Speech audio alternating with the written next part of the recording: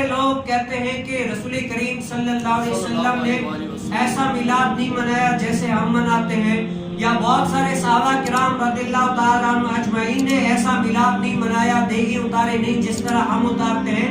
تو آج میں آپ لوگوں کو وہ بات بتاتا ہوں کہ رسول کریم صلی اللہ علیہ وسلم تو اس ظاہری دنیا میں آئے ہی نہیں تھے، بلکہ رسول کریم صلی اللہ علیہ وسلم کے دادے کے بھی دادے، یعنی پچھلے بہت ساری پشتیں چلے جائیں، دادوں کے بھی دادے، دادوں کے بھی دادے، ان کے پیچھے ہیں حضرت سیدنا نزار رضی اللہ تعالیٰ عنہ۔ کون ہے؟ حضرت سیدنا نزار رضی اللہ تعالیٰ عنہ۔ اور اس واقعے کو بیان کرنے والے ہمارے مفتی اعظم شیر مصطفیٰ عبدالرحیم سکندری رحمت اللہ تعالیٰ علیہ۔ حضرت سیدنا نزار رضی اللہ تعالیٰ عنہ یہ کعبۃ اللہ کی متولی ہیں۔ کیا ہے؟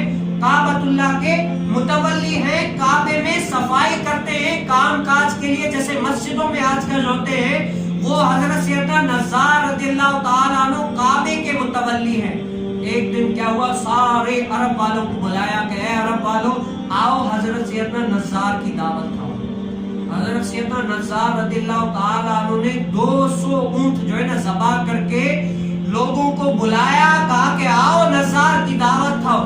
اب لوگ مجمع 201 اونٹ آدمی جب ذبح کرتا ہے کتنے آدمی کھا سکتے ہیں؟ 200 اونٹ ذبح ہوئے، پورا عرب آ گیا، سارے لوگ حیران ہیں، نہ شادی ہے نہ عقیقہ ہے نہ کوئی بھی ہے، آخر ہے نزار تو نے یہ اتنی محفل بڑی کیوں کی؟ تو حضرت سیدنا نزار رضی اللہ تعالیٰ عنہ نے عرض کی اے لوگوں یہ کھا کر تم جانا نہیں، میں جبل پر چڑھ کے تمہیں بتاتا ہوں کہ میں نے یہ آخر اتنی بڑی دعوت کیوں کی ہے۔ حضرت سیدنا نزار رضی اللہ تعالیٰ عنہ کیا ہوئے، جبل پر چڑھ کر لوگوں سے مخاطب ہوئے کہ اے لوگوں تم لوگوں کو پتا ہے کہ میں کعبۃ اللہ کا متولی ہوں۔ کیا ہوں؟ میں کعبے کی صفائی کیا کرتا ہوں۔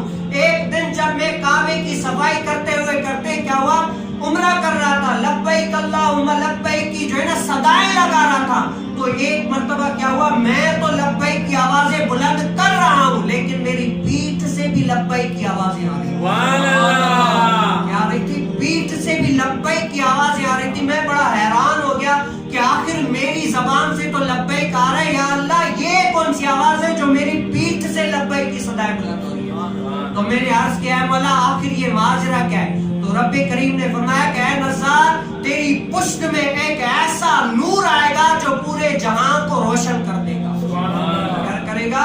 تیری پشت میں سے ایک ایسا نور آئے گا صلی اللہ علیہ وسلم جو پورے جہان کو اندھیروں میں سے نکال کر روشنی کی طرف لے جائے گا۔ وہ آخر زمان نبی کریم صلی اللہ علیہ وسلم تیری پشت میں سے آئیں گے اور پورے جہان کو روشن کر دیں گے۔ حضرت سیدنا نزار رضی اللہ تعالیٰ عنہ نے سوچا کہ پتہ نہیں میری اتنی زندگی ہو یا نہ ہو، میں پتہ نہیں ان کا زمانہ پا سکوں یا نہ سکوں، تو کیا کیا حضرت سیدنا نزار رضی اللہ تعالیٰ عنہ نے اس ٹائم رسول کریم صلی اللہ علیہ وسلم کا میلاد۔ سبحان اللہ۔